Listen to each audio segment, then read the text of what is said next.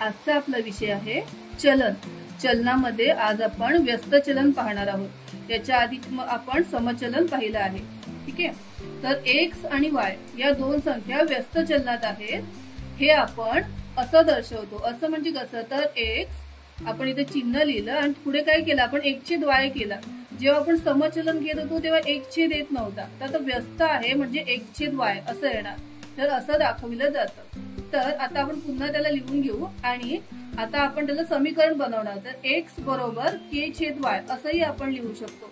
तिथे जो के आहे तो आपण आपला काय आहे, स्थिरांक आहे. तर पुढे आपण काय करणार, हा वाय इकडे भागिले आहे तो इकडे गुणिले जाणार, म्हणजे एक्स गुणिले वाय बरोबर के. ही मांडणी आपल्या चलनाचे समीकरण आहे. के आपल्या चलनाचा स्थिरांक आहे. ठीक आहे. आता आपण एक उदाहरण घेऊ.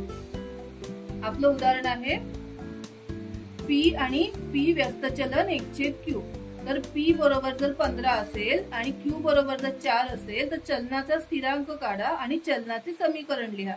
आता आपल्याला म्हणजे काय करायचंय की आपल्याला के काढायचं याच्यामध्ये, आणि के काढून झाल्यानंतर आता आपण हे जे वरती दाखवलं हे एक्स गुणिले वाय बरोबर के, या पद्धतीने आपल्याला समीकरण लिहून दाखवायचंय. ठीक आहे.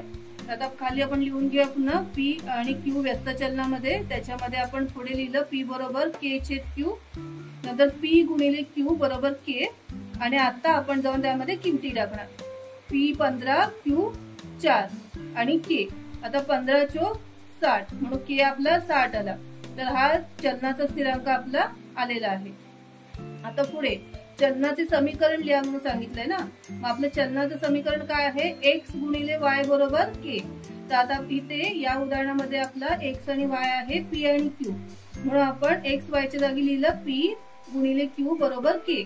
पी गुणिले क्यू बरोबर 60. 60 कुठून आले, जो आपण चलनाचा स्थिरांक काढला तिथून आले. हे आपले चलनाचं समीकरण आहे. ठीक आहे.